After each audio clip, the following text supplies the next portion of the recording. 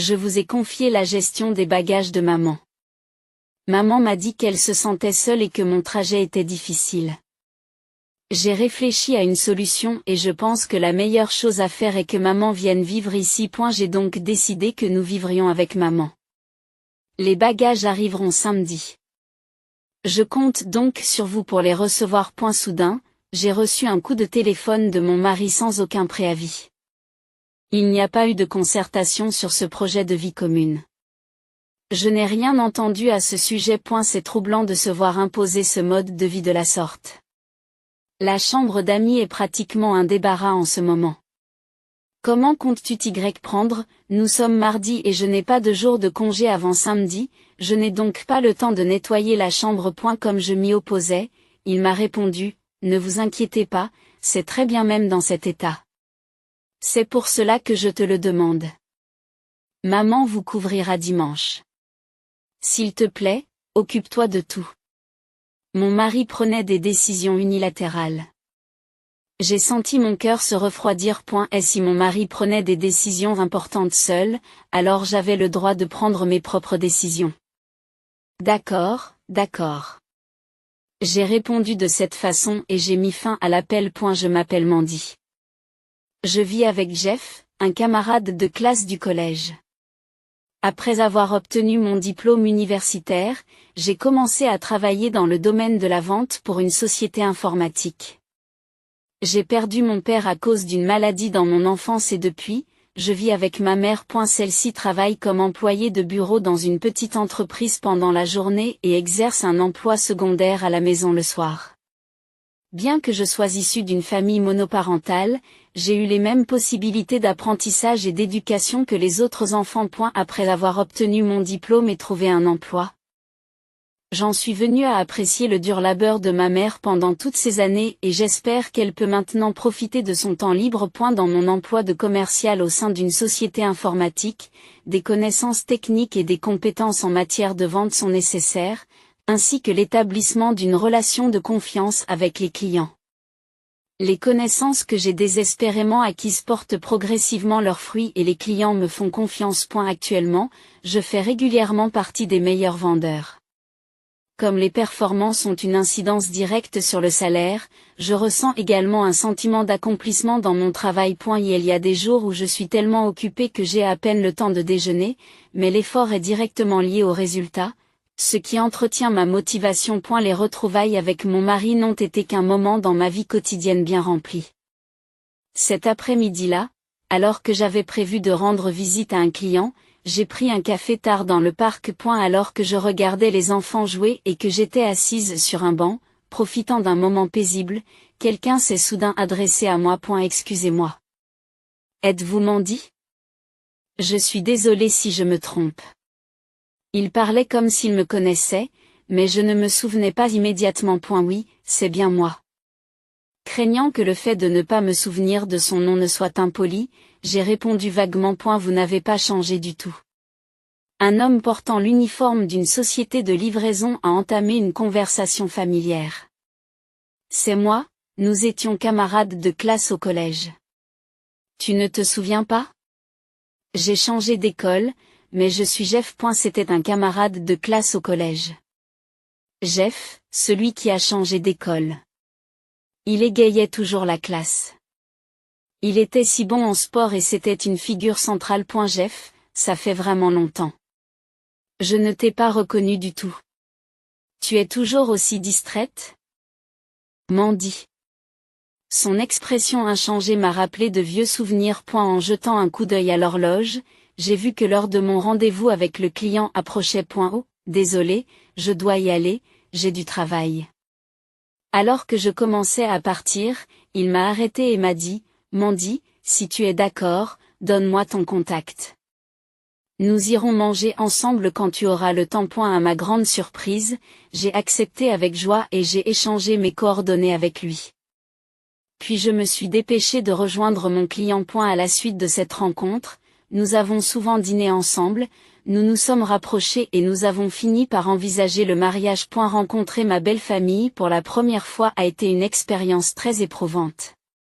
Sa famille se compose de son père, d'une mère au foyer et de Jeff lui-même. Après m'être présenté, j'ai offert un cadeau provenant d'une confiserie proche de mon lieu de travail. J'espère que vous serez satisfait de ces friandises provenant d'une confiserie située près de mon bureau. Mais ma belle-mère a froncé les sourcils et a répondu, nous n'avons pas l'habitude d'en manger. Je me suis alors excusée pour cet oubli. J'aurais dû vérifier avant. Je suis vraiment désolée. Intérieurement, j'étais en colère contre lui parce qu'il n'avait rien dit sur les préférences de sa famille lors de nos discussions avant la réunion. Un léger malaise subsistait dans mon cœur. Plus tard, dans la chambre d'amis, nous avons parlé de choses et d'autres, notamment de notre rencontre, de nos études universitaires et de notre travail. Mon beau-père posait des questions et hochait la tête gentiment. Finalement, la conversation s'est orientée vers mes antécédents familiaux. J'ai dit que je vivais avec ma mère et que mon père était décédé d'une maladie quand j'étais jeune. L'expression de ma belle-mère s'est durcie. Mandy, vous avez été élevée par un seul parent. Me demanda-t-elle d'un air un peu sévère. Oui, c'est exact. En entendant ma réponse, ma belle-mère a fait remarquer qu'il aurait mieux valu que la femme de Jeff vienne d'un milieu familial plus typique. Vous savez, les enfants élevés par des parents seuls ont souvent des problèmes de personnalité ou des troubles psychologiques parce qu'ils manquent d'amour. C'est pitoyable, mais cela peut être problématique pour le mariage. De telles remarques n'auraient pas dû être faites devant moi. Je me suis tournée vers lui pour obtenir une réponse, mais j'ai vu qu'il fixait l'extérieur comme si de rien n'était. À ce moment-là, sans son soutien, j'ai répondu à ma belle-mère de toutes mes forces. Ma mère m'a élevée avec tous ses efforts. Je ne me suis jamais sentie inférieure parce que je venais d'une famille monoparentale. J'ai insisté sur ce point. Les larmes me montaient aux yeux. Chérie, c'est un peu grossier, tu ne trouves pas? C'est un préjugé. Mon beau-père s'est alors interposé. Il y a beaucoup de familles où les deux parents manquent encore d'amour. Mandy est devenue une personne merveilleuse. De quel problème parlez-vous? Mon beau-père a réprimandé ma belle-mère. De plus, Mandy est très performante dans sa fonction commerciale au sein d'une société informatique. Son salaire est très élevé. Jeff doit suivre, à point sur ce, mon beau-père a détendu l'atmosphère. Au moment de partir, mon beau-père m'a dit, Mandy, nous vous soutiendrons, toi et Jeff. Les familles se présentent sous différentes formes, alors construisez votre propre famille.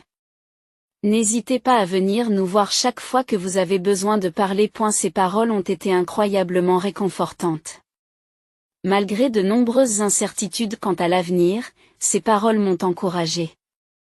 Et j'ai senti que je pouvais les surmonter. Nous avons discuté et décidé de ne pas organiser de cérémonie de mariage.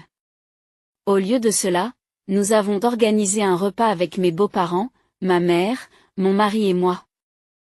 Soit 5 personnes au total. Mon beau-père et ma mère ont passé un agréable moment tout au long du repas. Ma belle-mère, qui m'avait à peine salué, m'a dit pendant le repas que, pour être honnête, j'aurais préféré que l'épouse de Jeff vienne d'une famille typique, et non d'un foyer monoparental. Elle a ajouté que les enfants de familles monoparentales s'accrochent souvent à l'argent par manque d'aisance financière. Juste après avoir dit cela, mon beau-père a changé de sujet. Au fait, aimes-tu les oranges? A-t-il demandé à ma mère. Oui, j'aime les agrumes, a répondu ma mère avec joie. Un de mes amis vit en Floride et nous en envoie beaucoup chaque année. Et la prochaine fois, nous en partagerons avec vous. Ma mère était ravie, ce serait merveilleux. Je vous remercie. Le tact de mon beau-père a sauvé la situation. En raison du bruit dans le restaurant, ma mère n'a pas remarqué ou a fait semblant de ne pas entendre et n'a fait aucun commentaire. Après le repas, nous avons marché dans les rues animées pour rentrer à la maison. Maman, je suis reconnaissante pour cette journée. Tu dois être fatiguée, n'est-ce pas? Ai-je demandé? Non, j'ai apprécié le repas et j'ai passé un bon moment, a-t-elle répondu. Les phares de la voiture projetaient une ombre un peu triste sur son visage. Mandy, tu es une fille dont je suis fière. Merci d'être devenue si gentille en grandissant.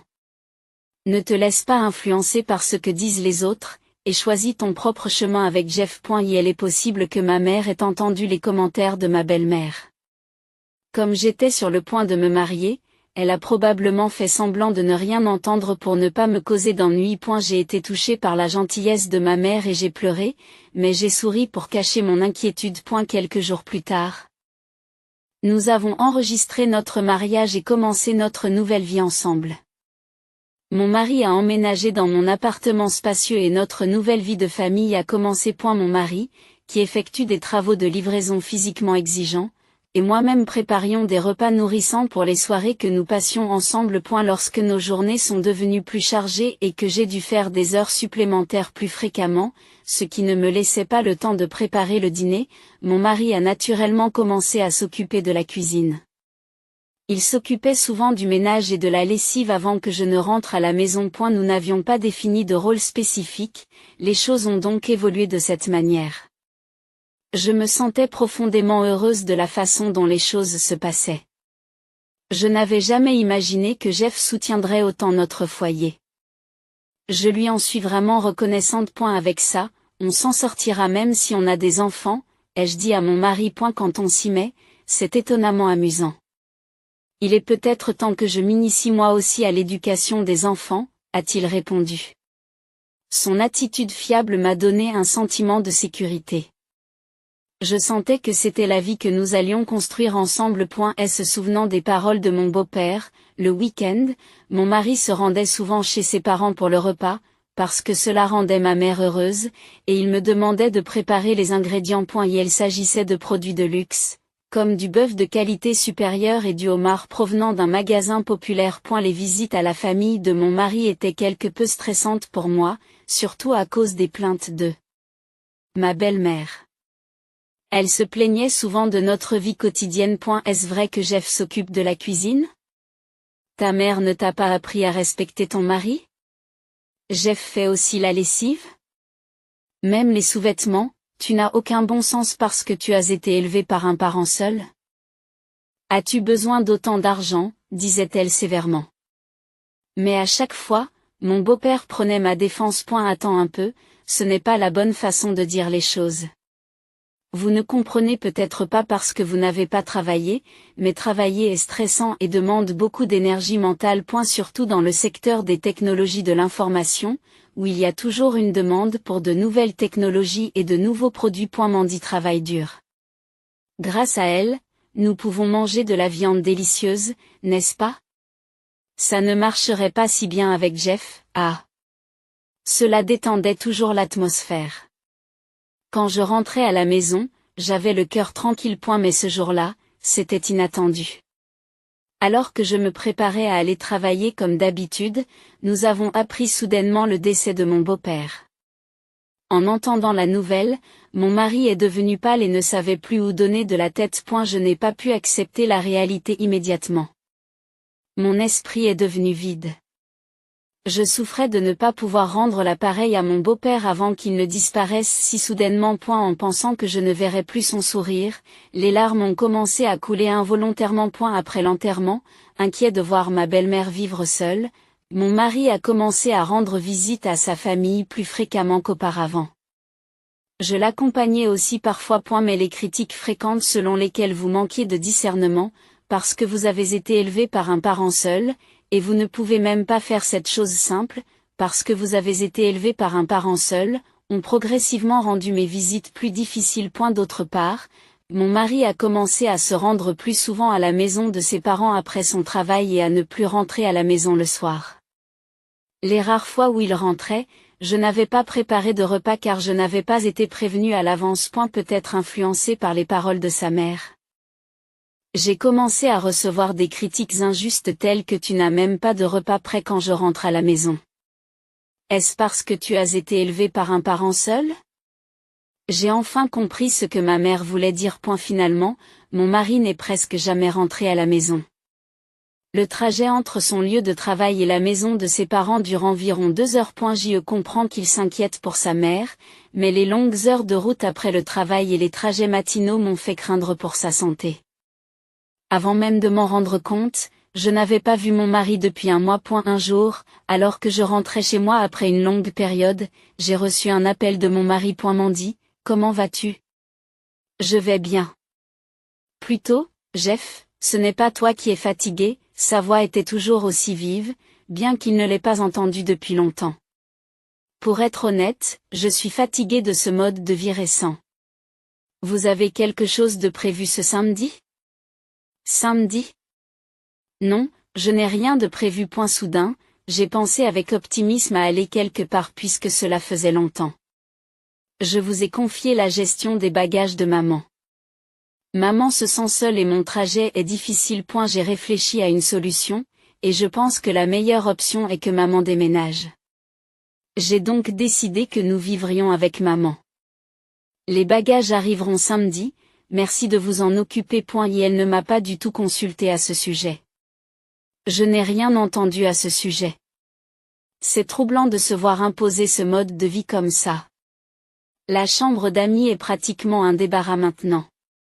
Qu'avez-vous l'intention de faire? Nous sommes mardi et je n'ai pas de congé avant samedi, je n'ai donc pas le temps de nettoyer la chambre. Comme je m'y opposais, il m'a dit, ne t'inquiète pas, c'est très bien même dans cet état. C'est pour cela que je demande. Maman se rendra chez toi dimanche. Je compte vraiment sur toi. Jeff, c'est bon.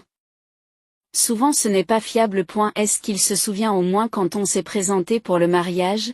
Maman sera fatiguée par le déménagement, alors j'ai besoin que tu m'aides à organiser les bagages. J'ai un entraînement et un voyage d'affaires ce vendredi. Et j'ai prévu de faire un peu de tourisme avec des collègues. Je ne serai pas de retour avant lundi prochain, je ne peux donc pas rentrer à la maison entre-temps. Veuillez vous en occuper. Et elle me laisse m'occuper de sa mère pendant qu'il fait du tourisme. J'ai senti mes sentiments pour lui se calmer. Si mon mari peut prendre seul les décisions concernant la vie commune, j'ai aussi le droit de prendre mes propres décisions. Tu es sérieuse? Malgré ma question, il a raccroché. Puis, le jour où les bagages de la belle-mère devaient arriver, on a sonné à la porte et le livreur a demandé, est-ce le bon endroit pour la livraison des bagages? Combien y en a-t-il? En vérifiant le manifeste, le livreur a répondu qu'il semblait y avoir une variété de tailles, mais qu'il y avait d'un total de 100 articles. 100 articles. C'est un peu beaucoup, mais peu importe. C'est bon, laissez-le n'importe où. J'ai demandé à 2 livreurs de s'occuper des 100 boîtes, puis j'ai quitté l'appartement. Pendant que je marchais, j'ai reçu un appel de mon mari. M'en dit, les bagages de maman sont arrivés. Oui, il y a 100 pièces. Ils sont déjà dans la chambre.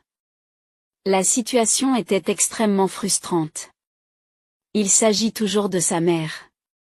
C'est un vrai fils à maman. 100 pièces, c'est trop de bagages. S'il vous plaît, occupez-vous du déballage. Assurez-vous que tout soit détendu pour l'arrivée de maman. Pourquoi devrais-je le faire? En fait, Jeff, j'ai déménagé. Quoi? On dirait qu'il n'a pas compris. Donc, je ne peux pas déballer. Qu'est-ce qu'il y a? Et maman? Une personne âgée ne peut pas déballer seule. Est-ce que ce genre d'égoïsme est permis juste parce qu'on a été élevé par un parent seul? C'est reparti pour un tour? Le commentaire sur les parents isolés. Je ne pouvais pas supporter son attitude condescendante. Jeff, c'est toi qui as décidé unilatéralement du déménagement de ta mère. C'est pourquoi j'ai déménagé de mon côté aussi. Je ne voulais plus être avec cette famille. Par ailleurs, en ce qui concerne les bagages de ta mère, je ne pense pas qu'ils aient besoin d'être déballés. Qu'est-ce que tu veux dire par là? Il y avait de la panique dans sa voix. J'ai résilié le bail de l'appartement à la fin du mois. Le déménagement est donc inévitable. Votre salaire peut-il seulement couvrir le loyer? Calmons-nous et parlons.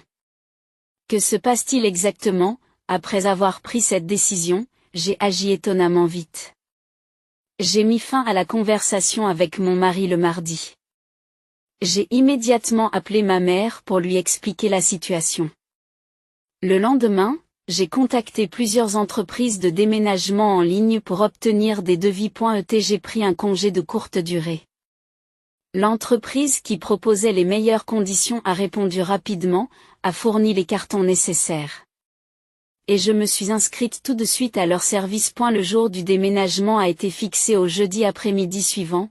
pendant la basse saison. J'ai commencé à emballer immédiatement, en me débarrassant des objets inutiles de la pièce dans laquelle j'avais vécu pendant des années.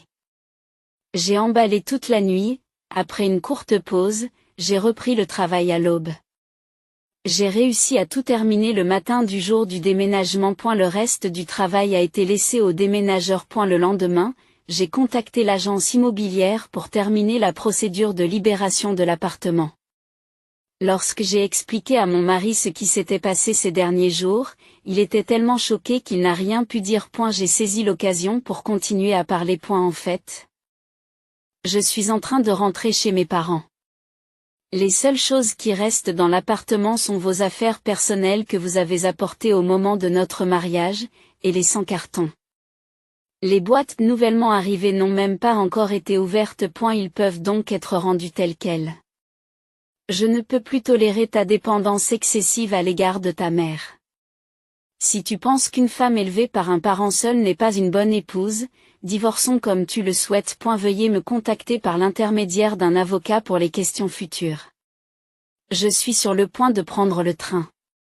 Alors, au revoir. Mon mari criait quelque chose à l'autre bout du fil, mais je ne m'en suis pas soucié et j'ai mis fin à l'appel. Lorsque je suis arrivé chez mes parents, ma mère m'a accueilli chaleureusement. Le lendemain, alors que je prenais un petit déjeuner tardif avec ma mère, on a sonné à la porte. J'ai répondu avec effroi et mon mari m'a supplié, « Mandy, c'est nous qui nous sommes trompés. S'il te plaît, écoute-nous. » Mon mari a continué à frapper à la porte avec force. Et ne voulant pas semer le trouble dans le voisinage, j'ai ouvert la porte à contre-serrure, et mon mari et ma belle-mère se sont présentés, et ont immédiatement commencé à s'excuser abondamment. Mandy, nous nous excusons pour nos actes. Nous n'avions pas l'intention de vous faire suggérer le divorce. Nous vous demandons humblement de bien vouloir reconsidérer la question. Mon mari et ma belle-mère se sont excusés aussi sincèrement qu'ils le pouvaient. Mandy, si tu pars, c'est la fin pour nous. S'il te plaît, reconsidère ta décision. Malgré leurs supplications, je les ai regardés froidement et j'ai déclaré, c'est trop tard. C'est trop tard. Tu auras beau t'excuser, la blessure que j'ai ressentie ne guérira pas. J'ai souffert d'être étiquetée comme une personne élevée par un seul parent. Tu as juste peur de perdre mes revenus parce que les tiens sont trop bas, n'est-ce pas? Je ne veux plus rien avoir à faire avec vous deux. Maintenant, partez. Ils ont été figés par mes paroles résolues. Si vous continuez à rester ici, je vais devoir appeler la police. Ils sont partis précipitamment, craignant la police. Notre divorce a été prononcé rapidement. Selon mon avocat, mon ex-mari a commis un lapsus involontaire lors d'une session de formation au travail, ce qui a provoqué une rupture importante avec son supérieur et l'a finalement conduit à perdre son emploi. Les commentaires déplacés qu'il a continué à faire sur les origines familiales de son patron ont directement entraîné son licenciement.